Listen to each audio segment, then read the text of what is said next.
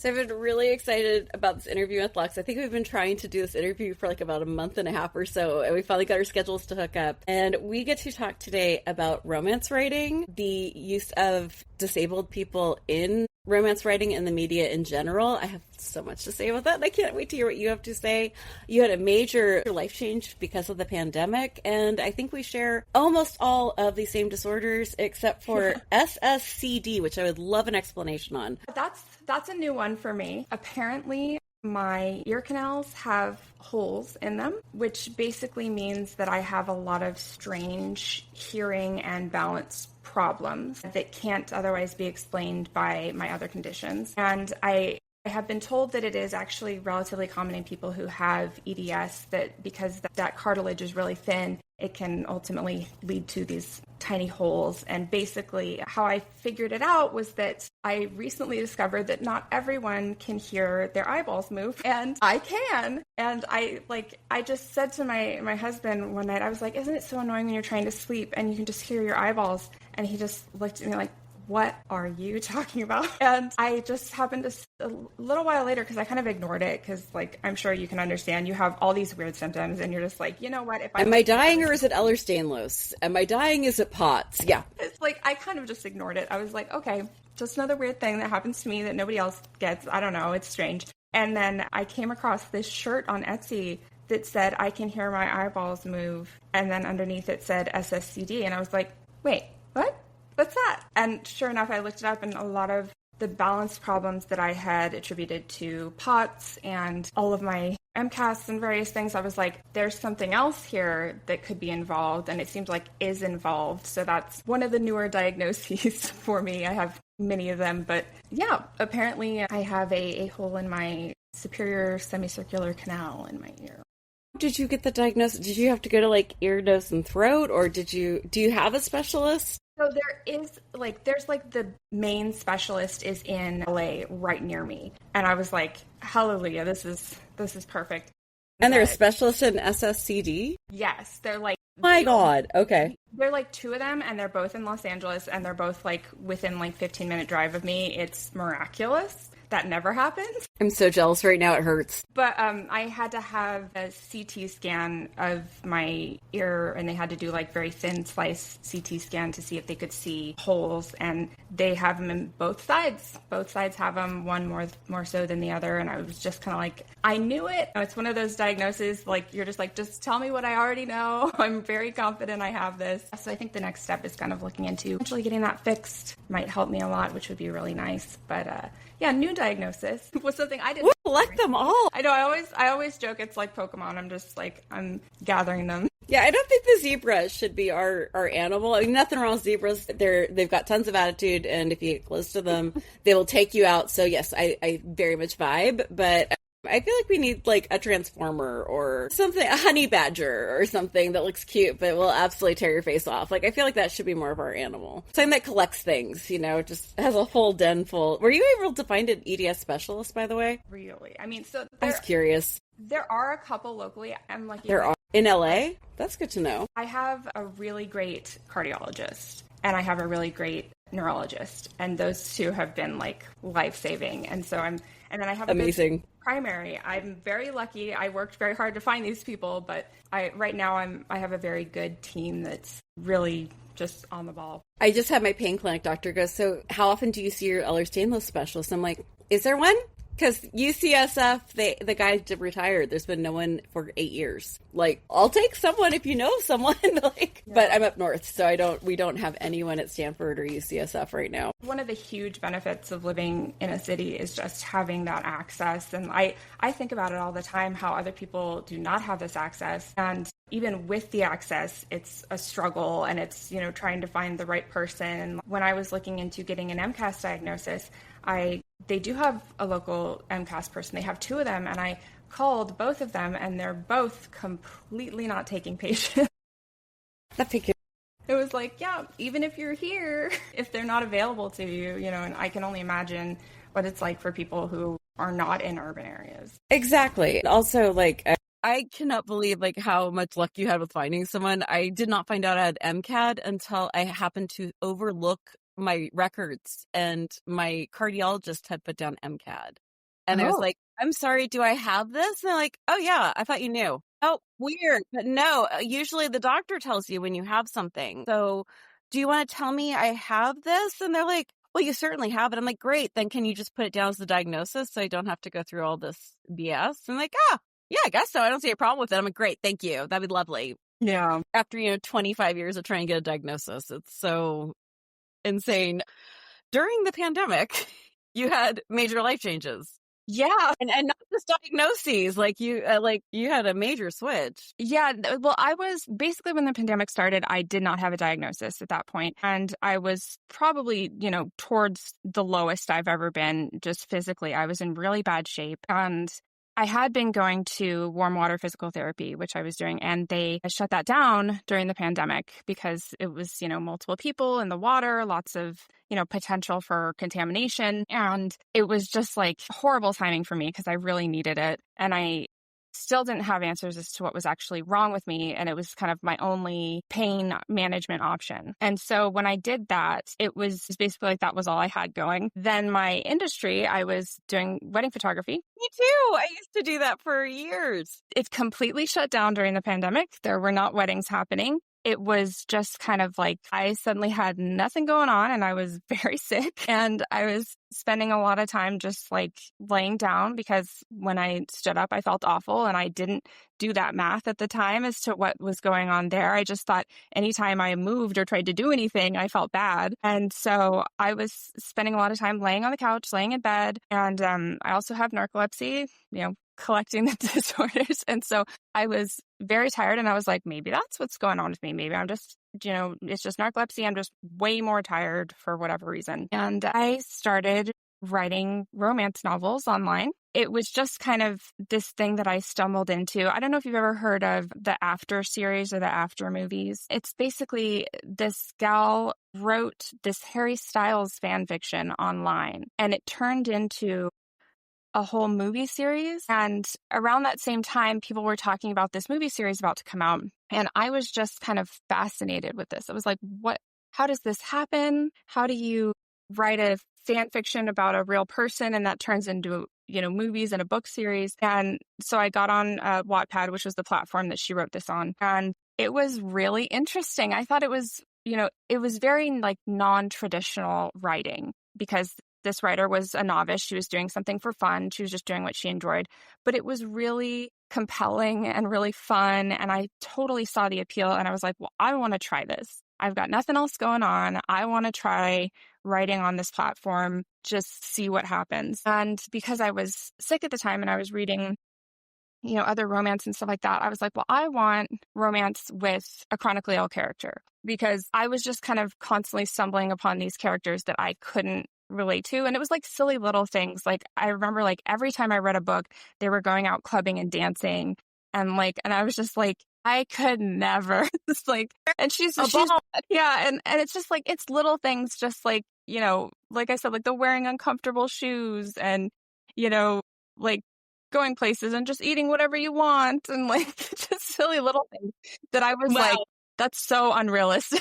But it is realistic for a lot of people, but it was not realistic for me. And I was just like, wouldn't it be kind of fun to try this, to try writing, fun? Because I wrote a paranormal romance and I was like, I want a paranormal romance, but I want her to be more like me, someone that I can like relate to. And I'm not always going like, oh, I can't do that. It had that kind of like negative feeling of like, oh, I'm not like everybody else. I'm not like the heroines. I'm not, special or lovable kind of thing, and it's just this slow kind of gradual message that I was getting from a lot of these romances. It's like, this isn't you. And to my surprise, it took off. I think now I think the first book has 2.5 million reads, which is unreal to me. And like the whole series has like well over 3 million reads. And it's just, Every time I turn around and look at the number, it's always really high and it's getting higher. And there was a lot of chronically ill people out there who were like, I love this. I want this in my life. I I feel seen by this. I mean, I just was talking to this gal who I'm actually working with. She's going through and pulling quotes for marketing purposes for me. And she just happened to say like, oh, actually, I'm chronically ill. And like, I feel really seen by this. And I was just like, oh, you're chronically ill too. And like, people were kind of all of a sudden popping up, and people that I didn't know were ill and having trouble. And it was this really positive response, because I think a lot of people were feeling exactly the way I was feeling, where it was like, I'm not in these books. These books aren't for me. They're for the healthy people, and I can kind of put myself in the character's shoes. But, I will have those jarring moments where I'm like, oh, I'm not really heroine material. I'm not really, supposed to be the star of the show. I'm supposed to be the, supporting character kind of feeling. And giving people that character was both really, really good for me, and kind of working through my own feelings of, do I count as the main character? Do I feel like the main character, sort of thing? And also letting other people experience this character and have conversations about those. It was really fantastic and really positive. And I got so much of that positive response that I realized this is something everybody needs, that I didn't really realize that I was addressing a need for other people. It was just kind of a need for me. And it very much turned into addressing a need for everyone else too.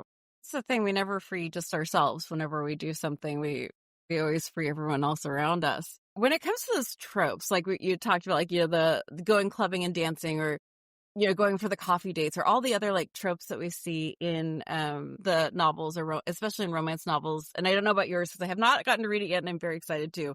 But we see a lot of like formula for it. And a lot of that is around like the romantic gestures. Is there certain romantic gestures you're able to put into your book that are specific to disability and chronic illness? Yeah. So part of in my book, it's a human girl who has, at the time, undiagnosed issues, because that's exactly what I was going through. And I kind of wanted her to be in this middle zone of not being diagnosed yet, but having a lot of symptoms. And the man she meets is a siren of Greek myth. So he's kind of got like these attraction powers. And one of his powers is that he can basically compel people to do things or feel things with his words. So one of the first things I do is have him like compel her to help take her nausea away when she's feeling bad. The marriage isn't that serious, right? Because I think I might. I just do not throw up all the time. That would be wow. That's one heck of a use. I swoon just with that one alone. Like, forget the flowers, forget the chocolates, make me stop vomiting. Well, and he also is kind of slowly exposed to the medical world through her, because he's immortal. He's not really going to hospitals too often. That's not really what he does with his life. And he's very much appalled by, how bad it is, and how much of a struggle she is experiencing through this whole thing. And at one point he has to touch someone to compel them. And he like grabs the doctor's hand, and he's like, you're going to start treating her better, and you're going to listen to her, and you're going to, go get a better doctor for her. And like, basically just all the things that I wish I could compel people to do. I think the last time I felt this weak in the knees, it was that TikTok guy who's Scottish, who keeps talking about thick-thighed, big-bellied women in like cuteless sundresses, and I'm like, Scotland's not that far, right? I love my husband, but man, if I saw, can he call my insurance company and compel them? Like, I think you have a winner here. I'm swooning. And one of the ones that I actually did that was totally inspired by my own husband is there's a part in the second book where they ask her ex-boyfriend, who's currently on her emergency contact, like, do you have her medication list or anything like that? And he's got no idea. And then they ask the new guy, and he's like, yeah, she's on this, she's on this, she's on this. And he like remembers all the things she's currently taking. And it's just like, for me, when my husband does that, I'm just like, he's so great, because he like so hard, especially when you have that brain fog and you're being asked a million questions and you're going to another doctor and you're saying the same things over and over again. And you're like, what medications am I on now? Have they changed recently? Do I need to update anything? It's such a mentally taxing thing. And when my husband will do that and be like, he's got a list on his phone that he like keeps up with. He's an engineer, so that's very much like his style. He's got a little app and everything. And he's like, here are the things. The best husbands, everyone. Just letting you all know. IT and engineering, that is where you find the very good men. It's true. Mine's IT. But it was just like, when he's done that for me several times, I was like, that is, to me, like such a moment, such an example of devotion where it's like, these are the things that matter to the person I love. And my husband, healthiest guy ever. He's totally fine. Like everything about his health is just always perfect all the time. He almost never gets sick. Like I'm the exact opposite. And yet he's still like completely invested in healthcare and my well-being. He will go with me to my appointments just because he knows that having a white guy there is really helpful. And, I will be taken more seriously. And so, he will be like, okay, I have work, but I'll come get you, pick you up for your appointment midday and we'll go, because he knows the value of things like that. And so for me, like a lot of those little things of just like keeping up with what's going on with me, that is such a romantic gesture that I wanted to include that as well, not just on a, supernatural level, but on a more human natural level of this is, what kind of anyone can do for their loved one with chronic illness. If we keep watching these green flag, red flag TikToks, I do think it's becoming a paranormal experience to find someone who's when diagnosis went through, my physical therapist took my husband aside and was like, she's not lying. Your disorder has a 60% divorce rate. My husband already started doing like all this stuff, but it's like, this one was ready to propose to my husband after he told her all the stuff that he does at home because I'm too sick to do it. And she's like, and you just did that without me having to tell you that she can't do it. Yes, I love my wife. Like it's a wild world out there. What were you noticing? Because I'm assuming you used to read romance novels, right? Like you didn't just like jump Still into do all the time. I'm a big reader. And I was wondering what you'd seen so far. Is that's not there's I have no issues with the genre at all. It's just not something I've picked up yet, and I would love to if you have some good recommendations. But what were you noticing that you'd found with disability in this genre? Were there other people writing it? Were they writing it well? Because I certainly am up on the T in that industry, and there's a lot of issues with race in the industry. I wasn't sure if there's also the same issues with disability. There's certainly a very famous example. I don't know if you know too much about the book or the movie Me Before You. Have you heard about this at all? Yeah, sorry. No, that wasn't supposed to come as a growl. I'm so sorry. Yeah, I've heard of it. So much I've heard of it. Yeah. We are disabled, so therefore the only thing we can do is die as quickly as possible to make everyone around us happier. Yes. And there's a lot of, that one is extreme. That one is a very, egregious example. But there's a lot of that kind of concept of disabled person as burden, and it can either come out as, the disabled person just like, oh, I have to leave you because I don't want to burden you with having me in your life. And then that's the reason that they use for the third act breakup is kind of a classic thing in romance. It's like, well, I'm going to leave you because you can't, I don't want to put this burden on you and, have me in your life being a problem for you. But they also do it in subtler ways where it's like, see what a good guy he is because he, vaguely tolerates her disability. Like, and it's something that you will get in real life, as a disabled person, you'll get people saying to you like, oh my God, your husband is just a saint.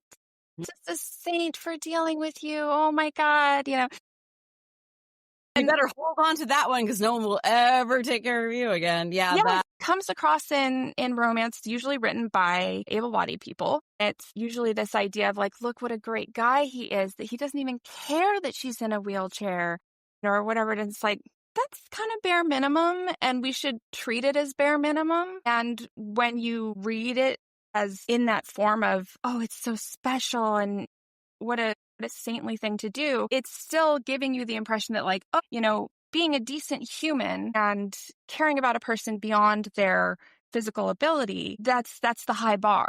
And it should be the low bar. It should be the bare minimum. And it's just kind of this ongoing thing that you'll see. On top of that, there's a lot of heavy emphasis on cures and cure storylines. And that's something you get with all of media, but I think that it is particularly prevalent in romance, partially because of the happy ending. Because, if you talk to most people in the genre, the happy ending is quintessential for the genre. If it doesn't have a happy ending, it's not really romance. It's something else. It might be a romantic plot, but it's not romance unless it has that happy ending. And a lot of authors seem to think the happy ending means everyone is healthy. And the only way to have that happy ending is to solve whatever's going on with the disabled person. Sometimes it's, and the billionaire came along and bought her the surgery she needs. sometimes it's more dramatic. I've seen a number of like love cure takes where it's like, oh, their love just made them feel better. Or that happens a lot, especially with mental illness, where it's like, oh, they were depressed, but then they fell in love and everything's fine. Or they had PTSD, but then their PTSD went away because they're in love. One that I read not too long ago was someone had a stutter, and they had a stutter until they talked to the person that they fell in love with, and suddenly the stutter was gone. And anytime the person they fell in love with was around, the stutter was just disappeared. And it was just like, can we not do that ever? Yeah. What I've said before is I think what it comes down to is this idea that disability is a plot point and not that disability is a part of someone's identity. Because we do not try to solve identities of characters. Like we're not going to try to solve someone's race or ethnicity. We're not going to try and solve someone's religion. We understand that that's a part of who they are. That's what they're going to be at the beginning, and that's what they're going to be at the ending. But with disability, a lot of people put it in the category of trying to make it a plot point. And when they do that, it's like, oh, well, we need to resolve it. We'll come full circle and explain how, that started. Now that goes away. And it's unfortunately pretty harmful when you're reading about someone who's disabled and you're disabled yourself. And then in order for them to be happy, that has to get better. And so like you get this kind of low level subliminal message that the only way that you can be happy is if you're fixed, if your problems are solved, if your disability goes away. And I was internalizing that when I was reading this kind of stuff. It was like, oh, I'm not necessarily, thinking it logically. I'm not going like, oh, well, I guess my disability needs to be fixed to be happy. I'm just kind of getting negative feelings when I'm reading things and going like, like that's never going to be me, or even that's not me now. It feels so foreign when you're, especially in this place of like, you don't even have a diagnosis, let alone a cure. And it's so alienating. And it does give you that message of this isn't for me, the happy ending's not for me, this, romance isn't for me, or, having adventures isn't for me, whatever it may be. That's really interesting. And also like what you're saying about the cure is really fascinating to me, that I think it almost goes back to that fairy tale idea of like the kiss cures death. Like real love, you'll know it's real because you'll get this like, and instead of like real love is about that actual like caregiving. Like Bridgerton, I feel like is like such a interesting example of like that genre. And then when we got the Charlotte, and we finally got this I have not read the books, I've only seen the show, and I'm obsessed with the show, but like her show yet. I really want to, but I know obviously love that for you to see it.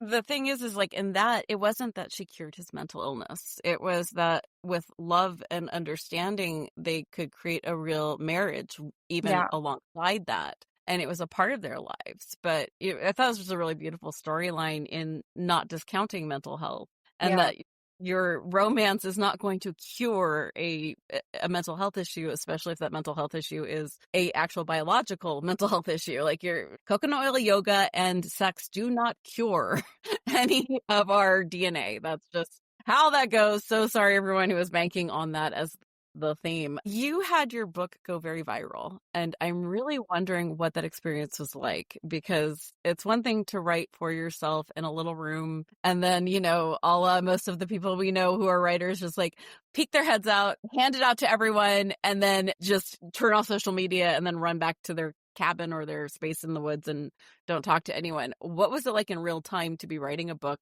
where people, I'm going to guess, had a lot to say? Yeah, I was very lucky. I know a lot of people, when they have viral moments, get a lot of negativity. And I was very lucky that it was like 99% incredibly positive feedback.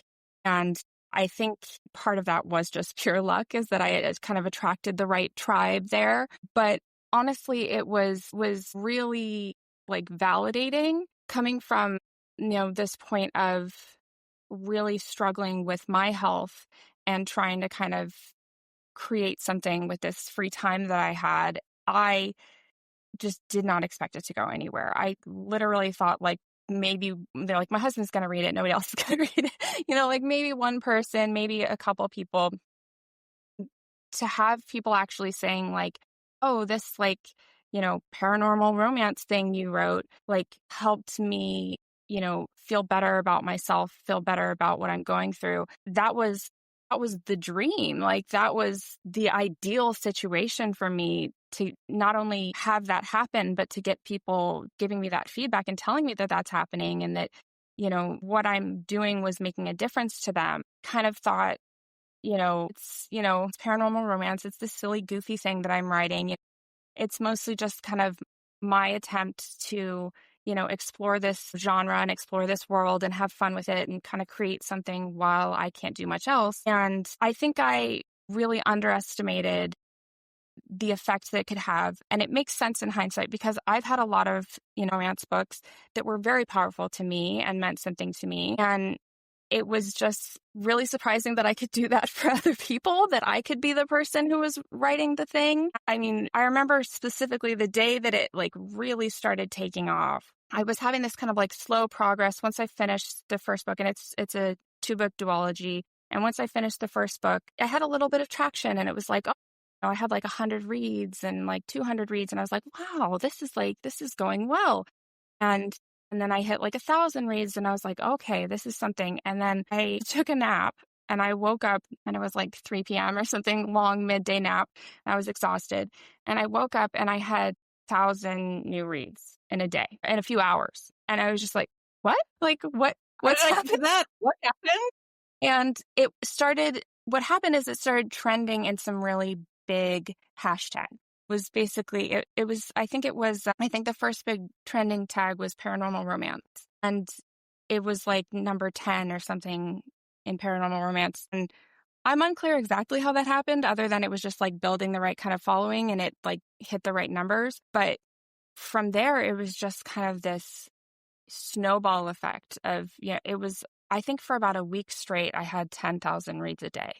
And that I had no idea what to do with it. I was getting a ton of comments, a ton of interaction, people saying, I love this. This is fantastic. Also just engaging with the story. I hate this character, or I love this character, or what's going to happen, and even having interactions with each other and, theorizing and things. And that was really fun, kind of out of body experience to have people talking about something that you created and made from nothing. And then people are talking about it like it's a real book, and I was just kind of flabbergasted, and it just kept getting bigger. And then Wattpad contacted me, and they said they wanted me to be a part of their paid program. And then I was able to sell the books for a couple years through them, and people paid for them. Just I thought, oh, if you're going to sell them, people are going to lose interest because they're not free, and it wasn't the case at all. And I just nowadays when I write, every single week when I post a chapter, I will have people commenting immediately on that chapter going I was waiting for this, I was checking my phone, and it's this bizarre feeling. It's I'm almost famous, and every once in a while people will act like I am famous. I got a message from someone. They said, oh, I just love your story. And I commented back, and I was like, oh, thank you so much. That's so nice of you. And they were like, I can't believe you wrote back to me. I never thought you'd actually write back to me. This just made my day. And I was like, me? They were acting like I was a big deal. And I'm like, I'm not. I'm sitting in my PJs on my couch. I'm not a big deal, I promise. But there is this element of, fandom that I have built and that I am so incredibly grateful for. It was so out of body. It was so otherworldly of an experience to be engaging on this level and to just have it be just overwhelmingly positive. And I think it says a lot about how much need there was for what I was making. Because yeah, sure, I like to think I'm a great writer and all, but a lot of great writers don't have viral moments. They don't luck into, what people need in that moment. And I think I very much did. Really interesting. Did you learn anything about your own experience because of writing this? Did writing this character clarify anything for you? I think for me, when I was writing it, I was very much in this place of I just wanted to feel like the heroine. I wanted to feel lovable. And I didn't feel lovable. And that wasn't I was very lucky to have a husband who has always been supportive, always, reacted in the best possible ways when I was going through all this health stuff, and still am going through this health stuff. But at the same time, it was all the messaging that you get as a woman about what is attractive, what is lovable, what is valued. And a lot of times when you are sick, you are not those things. Like you don't frequently see, like, yeah, like, hair falling out. You can still be lovable if your hair is falling out. You can still be lovable if, your skin is really acting up. If you have horrible rashes, if, like a lot of these physical things that we've come to associate with, like, that is not attractive, that is not lovable. Like, I was going through those things. I was like constantly sweating. That is not an attractive feeling. When you are sticky, you do not feel attractive. That's just that's just how it works. And I had to work through That's weight gain, all of these things that we like go through just from like our medication changes. Exactly. And I was so aware of all the ways in which my body was failing me that I didn't feel like I was living up to society's standards of what was attractive and what was lovable. And, it wasn't a message I was getting from my husband, the person who loved me, but it was a message that I was kind of getting from the world. And, all your life, especially as a woman, you are getting these messages. And when you're suddenly not feeling like you're living up to the standards like you once were and you cannot control it, it feels like, my God, I am this huge burden. I am this, embarrassment and it wasn't true and it wasn't reality. And like, my husband was like, you look great. I still love you. I don't care if you're sweaty, whatever. And I wasn't feeling that. But when I was writing about this other person, it was taking it away from being this personal issue and separating it from me. And it was now, okay, it's this other character. It's this person that I'm writing about. And it became actually quite easy to see why this person was lovable and why someone would be attracted to this person, because I was able to separate it from myself and all of the kind of internal baggage that comes with your own, sense of insecurity. And I was kind of able to go like, okay, no, she's actually really great and she's really cool. And because I was writing in both perspectives of the male character and the female character, it was very like obvious to me why he would like her and, why she would like him and how much value she had as a character because I was looking from the outside in. And that kind of rewrote some things in my brain where it was like, well, maybe I am lovable. Maybe I am attractive because she can be attractive and lovable. And, she can, be sexy and have sex and be interesting and do these adventures. And I don't see a problem with that. So I kind of had to take another look at myself and be like, you know what? I see the value in me. I see how my husband can look at me and go, oh yeah, she's great and lovable and sexy. It actually has nothing to do with these things that society has told me are where my value lies. I was really curious about that because I feel like we can usually look at other people. There's so much healing I had just in having a daughter, like my own daughter, and being able to like love her and give her like all that, and then look at myself and go, why am I so mean to me? And so then I had to like rewrite everything I was saying in my head of like, would I say that to my child? And if the answer is no, it's like, okay, we got to reframe that inside the head. And I was just curious. It's like, I hear all the authors talking about like, my books are my babies, my characters are my kids. And I'm like, I wonder if that works the same way. I'm very curious what it's been like to be someone who's disabled, who is writing a book, like the physicality of it. I have a hard time even commenting on social media with like typing. I usually do video replies because my hands hurt so badly. Is there tools that you're using with do you to try to keep all those plot lines? Are you using things like Scrivener? What are some of like the I do have Scrivener and I love Scrivener. Super great if you have, brain fog or difficulty arranging ideas or focusing, that sort of stuff. Love that. I think honestly, like most authors can benefit from Scrivener. I'm very much, the planner style author, but I think just about anyone can benefit from using Scrivener because it's a really good organizational tool. But one of the things I do is I actually write a lot in the bath. I need that like warm, moist heat. That's kind of how I'm able to function a lot of the times. And I got one of those little bamboo trays and I got a little keyboard for my phone. And I just use the keyboard and I sit my phone in the keyboard and I just kind of work while I'm warm as humanly possible to just kind of like get rid of a lot of that pain and discomfort, because it is hard. And there are times when like I have difficulty looking at screens for too often. And I know that's a problem a lot of people have. That's why I wear these glasses actually, is they're blue light glasses. They're not like for my vision as much as they are for kind of minimizing how much light gets into my eyes. Cause I'm very sensorily sensitive. And there are times when I like cannot look at a screen, and I've just had to kind of like, you know what, those moments I don't get writing done.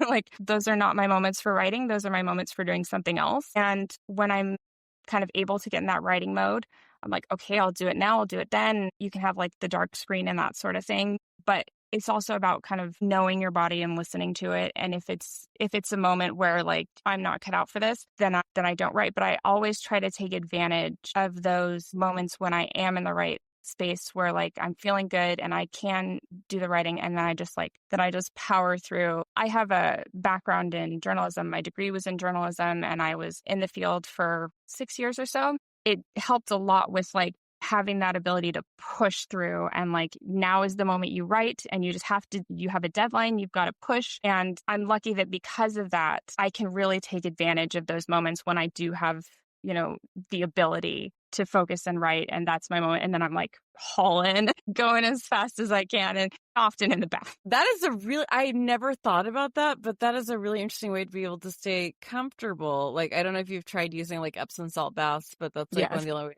to stop the spasms. I'm like, gosh, that might actually help to be able to get some of this like typing and writing done, as if like the muscles are being like relaxed enough that you can physically do that. I have a big old bucket of Epsom salts with a scoop. I use it all the time. Right. My husband got me this great pillow set. It's not super it's probably not conducive to writing, but it's really great when your joints suck. It's like a long pillow that goes under your knees, and then like a little round pillow around the neck for lying in the bath. And it's just really? Like, you basically like floating. It's magical. I might ask you to send me that Amazon. I'm sure it's on Amazon. Is that right? Like, just send me that so I can put this. I don't know if it's on Amazon. It's like, it was very specific. It was amazing. Like some company that makes it, but it was so great. It's so great. So I was going on a deep dive on all of your content, and I ran across your blog, which was really helpful, informative, and amazing. And I was hoping you would tell me a little bit about the blog post, A Frustrating Year. Yeah. So I had several kind of false starts with my books. There was a moment there where I was holding off on publishing because I had a potential offer for some sort of visual media, movie, TV sort of situation. That's exciting. I was really excited, but it just basically fell through. And I was like, okay, I guess I'll go ahead and publish. And around the same time, I got a call about a publishing deal, a more traditional publishing deal. It was just kind of perfect. It was the right time. It was the right deal. It really was something that I had wished for a long time. I was like, wow, I'm going to be traditionally published. This is kind of everything I wanted. And it was, the terms were really good. And I felt like this is working out. This is going the way I wanted. I signed a contract with this company, and as far as I knew, everything was good. And they said, okay, we're going to be sending you proofs for the cover next week. And I was like, okay, great. I'd been, working with them for a couple months, and this is around the time I was supposed to receive the cover. And the next week kind of went by, and I didn't get anything, but people are flaky sometimes. That happens. Okay, I wasn't too concerned. And then the next week I get an email. It was very, very clinical, very legalese. We have terminated your contract. All rights have come, reverted back to you. Best of luck.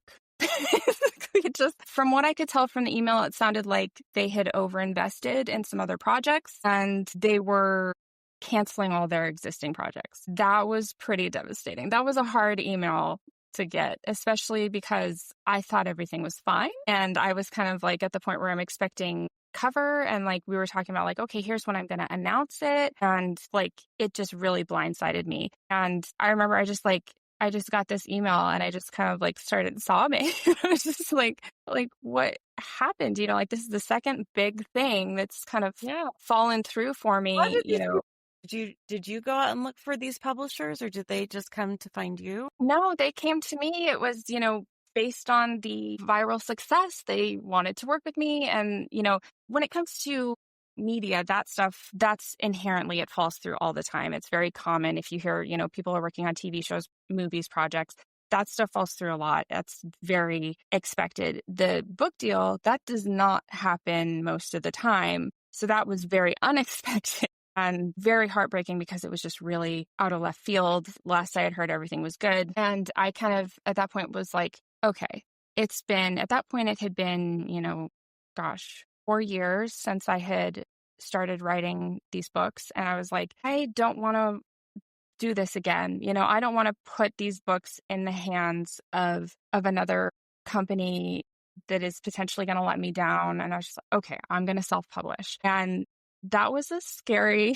thing. It's still scary. The books come out in 2 weeks. So it's, peak stress time right now. I just felt like my readers had been asking me for a long time, we want physical copies. We want to have these books. And I had been saying, they're coming. They're coming. And finally I was like, I'm not letting anybody down. I can't control, other people, corporations, whatever. I can't control anybody but me. And so I'm like, okay, I'm going to put in the work. I'm going to, find help with the design, and I'm going to put together an actual physical book, and I'm just going to kind of make it happen. And I have, it's, coming out in October, and as far as I know, everything's good. But it was, a couple months of just wallowing before I got to that point where I'm like, okay, I'm going to do this now. I'm in a better place where I can just say, okay, I'm going to make it happen. I'm not putting it on, on the shoulders of anyone else. I'm going to kind of take control of the project. And we can only control what we can control. And when we, hand that over, then it's completely out of pause, like you're doing editors and changes. Were you going through Amazon Kindle, or are you doing it like I'm currently publishing through Ingram Spark, which is like a self-publishing company. It's a subsidiary of Ingram, which is just a larger publishing company that owns a bunch of the publishing houses. And then the book's also going to be on Kindle Unlimited. Cool. I'm very excited for that to come out. But you now have a lot of work that a publishing house would have usually done for you. How are you managing things for yourself? And your disabilities and doing all the social media and all of the stuff. I am so bad at social media. It's funny because I many moons ago when I was a journalist, ran the social media for our, publication. And like, I did that professionally. When it comes to promoting myself, I don't know what I'm doing. It's just like promoting a company, like, yeah, I'm on top of it. I got it. Promoting myself, I'm like, I don't know. Can you just read it? Here's the book. Can you read it, please? Thank you. Least favorite question. So what's your book about? I don't know. I've never written a thing in my life. I've never met these characters. I have no idea what you're talking. The elevator pitch for my book, it's words on a page. Yeah, it's very like unfamiliar and unnatural to me to do the promo stuff. Like it's funny because I, at some point, was talking to a reader and they said, I don't know how you do it all because I feel like I can't do anything in a day. And I was like, I feel like I can't do anything in a day. Like, I guess from the outside, it looks like I'm doing great. I don't know what you're saying. You don't see the worst of it. That's how. Yeah. Well, there's this quote. I don't remember what it's from, but I remember seeing it somewhere, and it says, you can't compare your behind the scenes to someone else's best of. It's basically to be written across every social media platform. Yeah. You are only seeing, the highlights of someone else's life and someone else's world, and you're seeing the behind the scenes of your own. So when you're doing that comparison, it's like, yeah, she's really got it together. She's writing all this stuff and blah, blah, blah. Meanwhile, like, I'm in the bath just like typing and barely surviving and thinking like, oh man, I'm really a mess right now. And then someone out there is thinking like, wow, you're writing so much and you're getting so much accomplishment. But I've also been very lucky that I have been able to hire people who are great at what they do. My cover designer, she goes by Little Forest Cat. She's fantastic, and she was able to do a lot of stuff for me. And my husband has helped me with a lot of programming stuff to help make things easier for me. And so like he'll like auto program certain things to function. And then I was also just totally lucked out in the fact that because I do have that journalism background, understand page design and layout. So I was able to design my own book, which I would not recommend for most people because even as someone who's done quite a bit of page design, it was a pain, but I did it and I really like how it came out. But it was Like, I have been professionally trained in page design, so I had that kind of background going for me and was able to work with it. But otherwise, I would have hired that out in a second. I write and illustrate kids' books, and I can tell you I have like 10 books that are done, illustrated, and finished, but are not published because of the page design issues, and I just don't want to deal. Page design is an art form. It's something that I knew because I worked in magazines, and I had done the magazine side of it. The book side of it, if you don't want to put in a good 40 hours minimum of learning, don't do it. You outsource that. There are people who are great at what they do and will do the page design for you, and it's worth it. So Silicon Valley, anyone wants to make a lot of money really fast, use AI for this. Program something, not generative AI. We hate generative AI, but make an app so that we can just put in our scripts, our images, give you a general idea of what we want, and then it publishes, it sets it up. That's what AI should be used for. You know what's funny? These are used for the minutiae, not for the creation. I made the page design, and then I had my husband, he's a very talented programmer. He made a program to import everything from Scrivener into the design files that I had, and it just saved countless hours. He made that available. How much is he charging? He really should. I was saying he should make it like a tool or something available, and he's like, I don't know if I could, maybe. But it's like, oh my gosh. Yeah, no, not all of us have someone who will program for us. That's helpful. The resources I have are very convenient for what it is I'm doing. My husband does IT for a living, and I'm the one who does all the tech stuff at home because he's like, don't know. No, I will use a calculator. That's as much tech as I'm willing to use at home. I think my husband's the opposite. My husband's like, if you just even mention the idea of a project, he's just all of a sudden, he's got it on his computer. He's like, yeah, I can code that.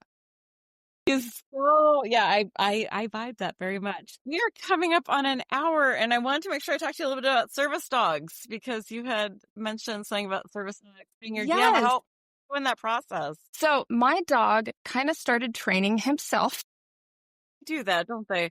It was the funniest thing. So I have a Chihuahua Pit Bull mix. He's like this big, and he's like basically just a really buff Chihuahua. I got pictures of this. Please send me pictures of this. When I started working with a physical therapist who told me he didn't want me to go over 135 heart rate at any time. So if any time I get over that, I should stop whatever I'm doing and let my heart rate calm down.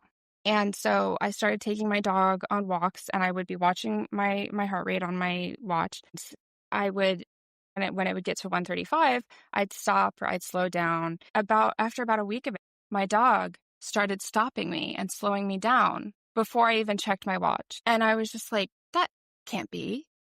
What are the odds? I thought I was kind of imagining things, but he would do it again and again, and he would even dig in his heels. If I was like, what are you doing? And he's always at the end of the leash. He's a runner. He wants to be at the end of that leash. And so all of a sudden he was digging in like, no, I'm not moving. And I was totally lost. I had no idea what he was doing. And then I would check my watch, and it would be way too high. And I'd be like, are you stopping me? And it happened enough times that I told my husband, I'm like, I think he's learned to stop me for my heart rate. And my husband was kind of like, that can't be right.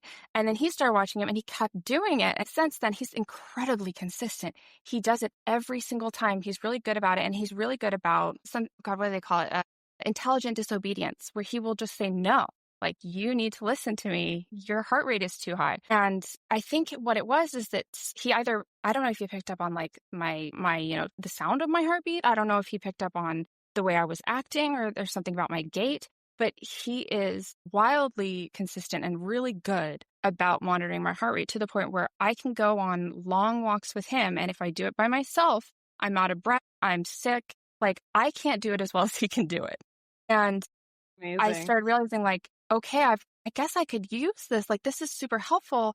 I need to start training him as a service dog so I can take him places. And so a lot of our process right now has been not actually working on the service task as much as working on the obedience tasks and making sure that he is good in public and comfortable. And he's a very, very smart dog, like way smarter than I ever expected any dog would be. He uses the talking buttons. He has a bunch of buttons. Wait, what does he say? Yeah, he will request what he wants. He will, just if you give him a button within we just taught him a new button because he likes it when we turn the heater on for him. He likes to sit by the heater. So we gave him a new heater button, and he saw us push it 3 times. And after the third time, he got it and he started pushing it to request the heater turn on. And like, he's honestly at the point where we have done some public outings and he's handled it really well. So I'm like exceptionally proud of him. And so we're working on just kind of the finer details of like how to handle like other dogs being, being in public and being in those spaces when they're maybe a little bit more pushy than a service dog really should be. And then, handling like really big crowds and navigating and that kind of stuff. But he did so much work on his own. And the other thing I'm working on too is having him pick things up for me, which is a new task that he's getting there. He's getting the picking it up. He's working on the handing it to me. I'm trying to keep my Labrador from completely crushing my laptop. He's like, "Oh, is this the laptop? Let me just roll on it." Yeah, my dog will just close my laptop.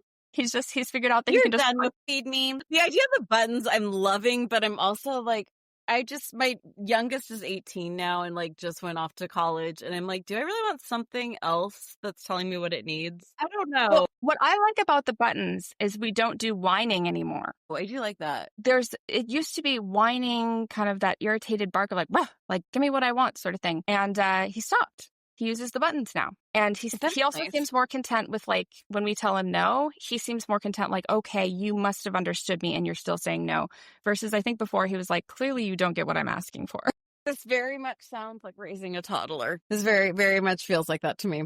I should probably let you go because we're at an hour. But real quickly, I always like to close this with what is your purchase under $100? So you're like, this was actually worth the money. I think I'd go with my bath, pretty much any of my bath stuff, but especially my little bath tray. Love it. Little bath tray. Love the little bath keyboard. Life-saving. So like our bathtub is very much like the pug can take a bath in it, but it is choose between knees and boobs because both are not happening.